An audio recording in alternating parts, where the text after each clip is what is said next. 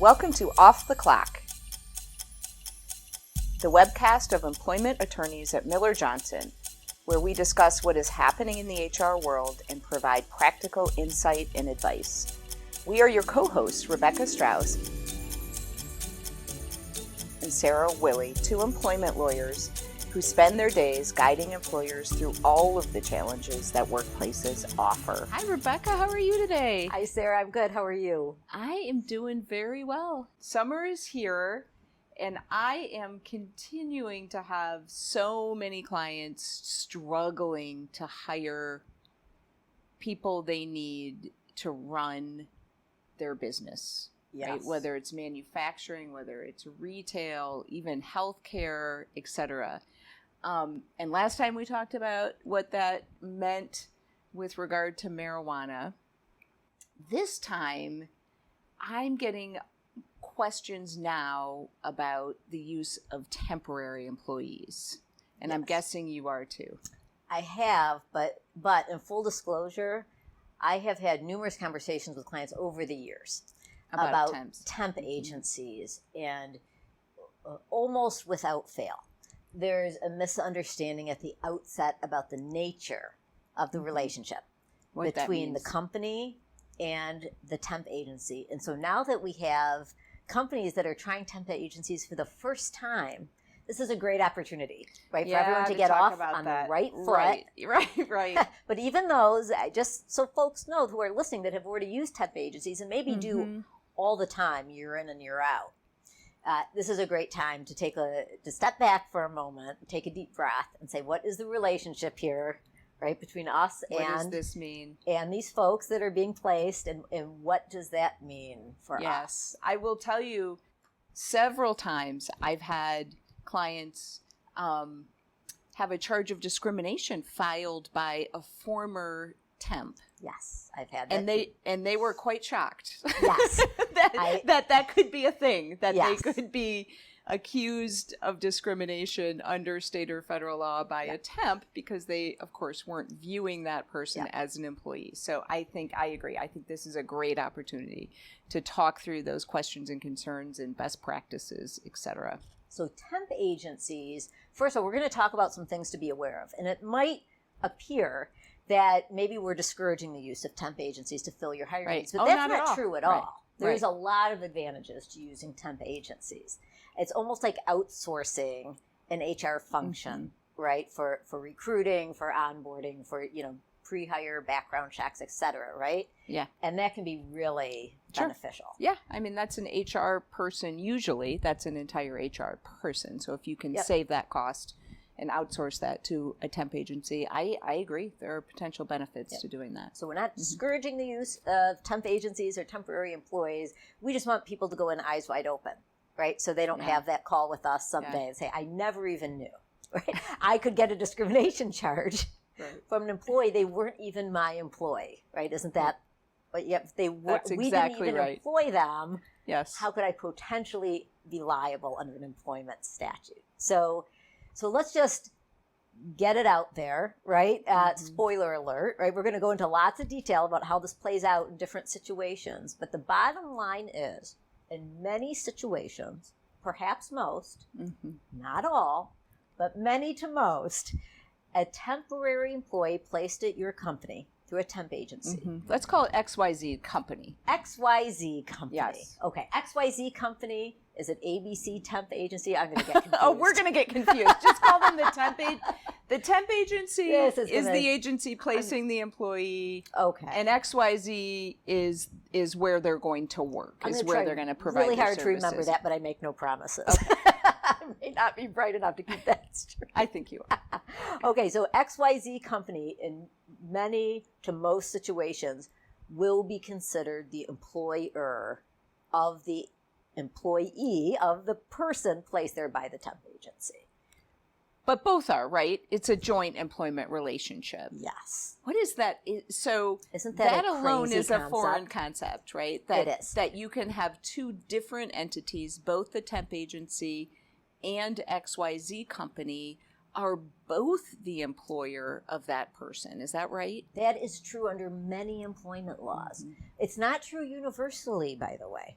under IRS rules, you have one employer, right? So we do have to be careful to talk about, to make sure folks know what we're talking about. But under many employment laws that we are going to be talking about today, because we're not tax lawyers, you can have joint employers, meaning you can be one person going to one facility, doing one job, and have, under certain laws, have two employers at the same time. And that's usually the case with temp agencies. That is usually going to be the case. Again, not always. So if I'm XYZ company, what laws am I going to have to worry about complying with then for those temps? Well, the ones that come to mind to me right away, and we can talk about each one of these individually.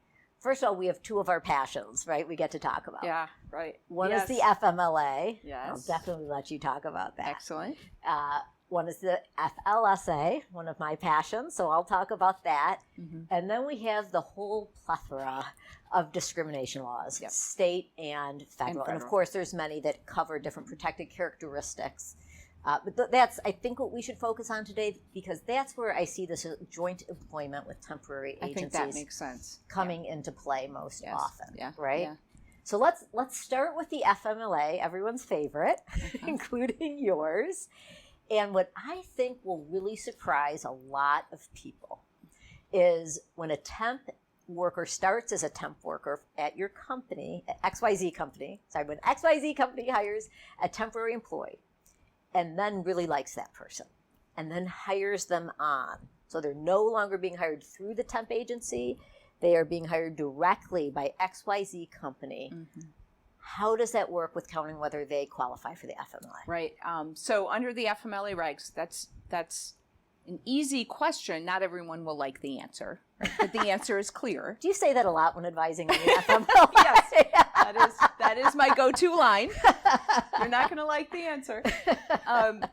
That the time spent working for XYZ company in the capacity as a temp employee counts, both for the purposes of determining whether they've worked there for 12 months and also for the purposes of determining whether they worked 1,250 hours in the last 12 months. So it counts for both of those eligibility requirements. So if you had a temp who was assigned to XYZ company for a year and worked full-time during that year, XYZ company then hired them on directly, they are going to come in immediately eligible for FMLA leave. Immediately. How many employers do you think know about that? I'd say half. Okay. I'd say a fair amount of HR folks are aware of that. Some forget about it temporarily.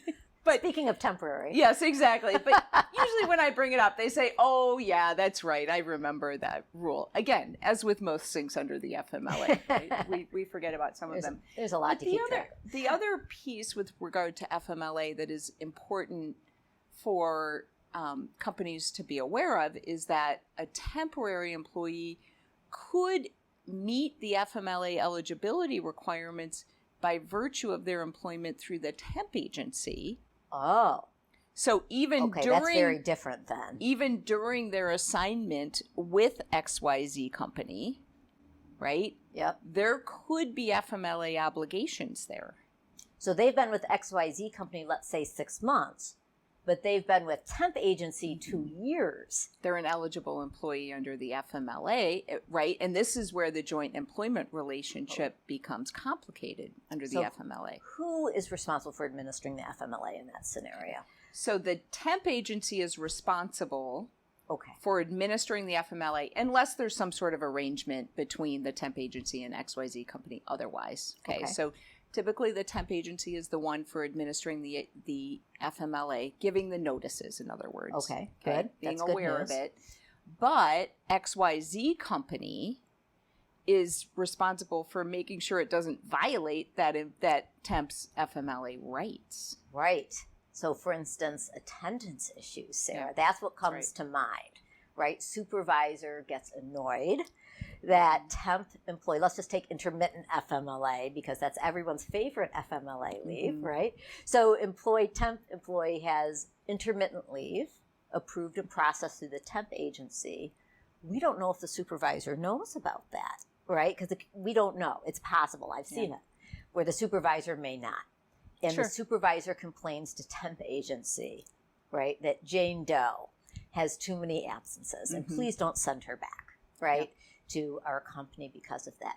Is there potential FMLA retaliation or non-compliance interference with with XYZ company? There is potential, yeah. So it's something to be aware of for XYZ company.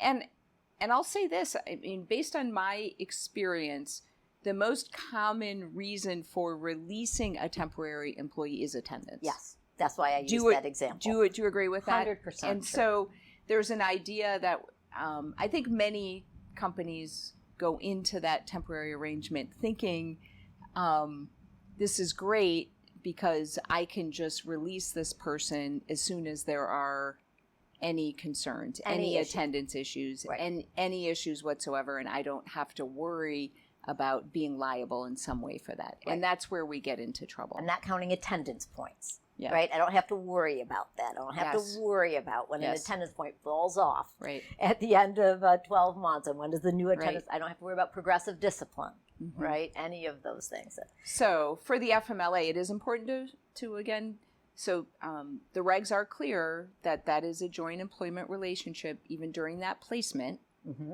And so if a temp is missing work for reasons that fall under the FMLA, that XYZ company, the supervisor or the HR person at XYZ company probably wants to take a time out before they release them to just make sure we're not in trouble on the FMLA front or we're not interfering with that person's FMLA rights.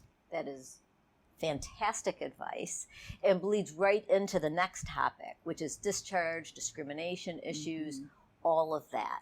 What I have seen with temp agencies is that supervisors have the authority to contact the temp agency directly and say, please don't send so-and-so back. Yes. For any number of reasons, where for non-temp employees, they go through HR. Right? And then HR can say, well, wait a second, we can't terminate for attendance issues. This person has FMLA. Or wait a minute, I know this person just made a complaint about the supervisor, right? So let's stop and count to 10 here and make sure that we're doing everything correctly. So one practical piece of advice that employers may not want to hear, but would be our advice, I think, is even for temp agencies to run those decisions through HR. Yeah. Right? Yeah, because they are still going to be considered your employees for these statutes, right? For the purposes of these. I think most HR folks would probably cringe at the thought of allowing those frontline supervisors to make all discharge decisions without their input, right? And so, I think that's fair to assume, right? And probably so 100%, right? Understanding that we are actually a joint employer for the purposes of discrimination laws for those temps. Yes. With that understanding, you can now see why you don't necessarily want your frontline supervisors making those decisions. And by the way, I've had a number of situations involving former temps, and I agree completely about the supervisor being able to just release a temp. Yeah. And it's usually just an email, right, to the temp agency. Please don't send Rebecca again. It's that, no reason, no nothing. No reason, no nothing, no explanation. Right. Which is not the practice we usually follow with regard to our employees. We don't generally say to our employees, please don't come back, and I'm not going to tell you why. We do see that sometimes it usually results in litigation. So that's not good. If you like being sued, that's a great strategy. If you're trying to avoid litigation, that's a great probably practical a strategy. And actually, that's a great idea for another podcast. Is the at-will relationship, and what does that really mean? Right. And what does that mean practically, and how we talk to people? But we'll save that for another day, which is great because now we already have another podcast planned, so that's wonderful. But I think that back to our original comments about how temp agencies really can be helpful and time-saving to employers. They can't do everything for you, though, right? They can process payroll, they can do background checks, all of those things, which are very valuable. but they don't take all of your responsibilities away, right? And this is I just think that's true. one example. So another practical consideration, I think, for XYZ company or other employers that are looking at using temps is this. Knowing that we are their joint employer for the purposes of discrimination laws, etc., what policies might we want them to sign off on? Right? We don't typically have them... Question. We don't typically give them the employee handbook and have them sign off on it because the handbook is going to talk about all sorts of wonderful benefits that they don't get, right? So we probably don't want to do that. But when you think about it, there's other things that would be helpful for them to sign off on, right? Our non-discrimination policy. Yes, that's the first one that came to mind. How about our harassment policy? Yes. What else? Our reasonable accommodation policy. Our work rules, maybe? What other things? Maybe safety rules, for sure. Safety rules. If there's any confidentiality or non-disclosure obligation, depending on the type of industry. And I mean, let's face it, there are temps that work as accountants, right? I mean, we're not just talking about manufacturing facility temps, which is, I think, what we may have had in mind when we started this conversation, but there are temp employees placed as lawyers, right? In all sorts of positions, particularly now, as you mentioned, when every industry is having trouble hiring. So you may need the confidentiality, non-disclosure, not a non-compete, by the way, confidentiality, non-disclosure of company secrets or client secrets, those sorts of things. Those sorts of things. Those are the ones that come to mind. Anything else that comes to your mind? I think those are the immediate ones. Of course, the non-discrimination, the harassment policy, reasonable accommodation policy, confidentiality, etc. And I have seen businesses actually take their employee handbook and power it down significantly and create a temporary employee manual or handbook and have temporary sort of change it and have temps sign off on that. And I think that's a great practice. That is a great practice. If nothing else, I haven't done one of those, but if I did, if nothing else, I would say, your position here truly is temporary. Right? You have no expectation of long-term employment here, and in fact, you won't be employed long-term, at least through the temp agency and us at the same time. Right. Sometimes there's a temp to hire arrangement, but yeah, for the most part, yes, that the temporary relationship is temporary. That's and an attempt to hire situation, which does happen quite often with employers, which is a great idea, by the way. It's a great way to recruit, right, and get bodies in the door and see if you all get along. Maybe a handbook like that, a temporary employee handbook, can provide the carrots, right, that tell them what they might expect. If they perform well, if their attendance is good, right? If you both decide at the 60-day, 90-day, whatever period it is that you like each other, want to continue the relationship, guess what? These are the things you can look forward to. Yeah. Then you'll get, right, 2 weeks, 3 weeks, whatever, PTO and these health benefits. And that may really encourage your temp employees, right, to just knock it out of the park for you. Right. So tell me about the FLSA. Well, this really makes people uncomfortable when we talk about... Well, the FLSA always makes me uncomfortable, so... Maybe that's why I like it so much. It's kind of fun to like something that everyone else hates. Yeah, right. Under the FLSA, just like, well, the FMLA is part of the FLSA, but just like our non-discrimination statutes, there is this concept of joint employment. Okay. So you can have one employee who has two employers simultaneously. And this extends beyond the temp-employee relationship. Frankly, I'm not going to get into that right now. It can get very complicated.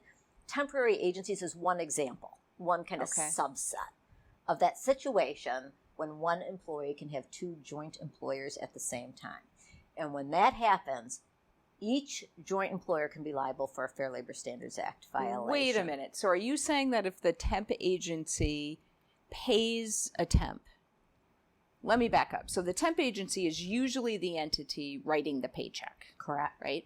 Yep. So an XYZ company is giving money to the temp agency, right? Yep. They're getting charged a fee, and there's usually some sort of additional charge. Yep.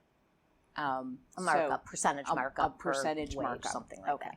So XYZ company pays the temp agency correctly, right? They're getting charged $20 an hour for each of their temps. And the temp agency turns around and pays the temp less than minimum wage or doesn't pay them for overtime. Can XYZ company be on the hook for that? Theoretically, yes. Oh my goodness. But what is more likely to get XYZ company on the hook is if they had the temp work for them for 60 hours one week, but still paid the temp agency $20 for each one of those hours. So obviously anyone that works over 40 hours a week, right, that is non-exempt, gets an overtime premium. Mm-hmm. And the reimbursement rate doesn't account for that. So that then XYZ company is almost on notice, if you want to think about it that way, right? That they're not paying an overtime premium. I see. Right? So the lesson there is you can still be responsible. So the easiest example is if you have a temp that's working over 40 hours a week, you should be paying an overtime premium, right? Okay. That rate. And if that's not your arrangement with the temp agency, you need to sit down and talk with the temp agency and be reassured that the temp agency is indeed paying this temp employee, overtime for all hours worked over 40. The other thing that says to me is that XYZ company should be thinking about potential liability and be looking at its agreement with the temp agency. Yes. And if I were representing XYZ company, I would be telling them they should have something in that agreement saying that the temp agency is responsible for complying with the Fair Labor Standards Act and state wage and hour requirements and will indemnify XYZ company if they screw that up, right? Yep. I have definitely worked on those agreements and added that language. Yes. Exactly. Okay. You can't avoid the Fair Labor Standards Act by contract. So you can't contract around that. So if the Department of Labor or the courts will say you're a joint employer, a contract that says I am not a joint employer isn't going to win the day. I wish it would. But you can make the temp agency pay your lawyers and pay to defend the claim. Pay lawyers and damages should you get sued for that. Absolutely, and we've certainly worked on that. Wow, that's a really important consideration. Yeah. So, so what I hear is if XYZ company is interested in using temps, right, they need to think about what policies those temps are going to receive and sign, right? Or maybe draft new ones just for temps, new as ones. you mentioned, which I thought was an excellent suggestion. Maybe just for temps. Yeah. They want to take a careful look at that agreement with the temp agency. Yep. Maybe have a lawyer review it, with the lens of who's responsible for complying with what laws, yes, and who's going to indemnify who if something gets violated, right? Yep, absolutely. What else? And there was something you said at the beginning that they needed to do as well. We're going to have supervisors, hopefully, go through the same discharge process that they would for a regular employee. When I say discharge process, don't be scared. I'm not saying they have to go through progressive discipline, that attendance points have to be counted up the same way. I'm not saying that. But I mean, there should be a second set of eyes on a discharge decision to ensure consistency and protect against the perception of unlawful decisions. Okay, so look at the agreement, think through your how and when you're going to release temps, think through what policies temps need to sign, and be aware of that FMLA counting concern if you hire them at the back end, right? After their temporary assignment ends. Yep. I think those are, when a client calls me and says, I'm going to hire temps for the first time, what sorts of things do you want me to think about? It's all That's of really those helpful. Things. That's very, very, very helpful. Good. Wow. I hope our viewers think so too. Yeah. It's amazing how we can take, a simple idea like, let's use a temp agency to get some bodies in the door and complicate it, isn't it? There's a whole first-year law school class on that. Exactly. How to take a simple question and turn it into a half-hour answer. Excellent. Well, that said, it's always good to talk to you, Sarah. I always learn so much, whatever we do. Yeah, thank you, Rebecca. Have a good rest of your day. Until next time, you have a great day. Yeah. Okay.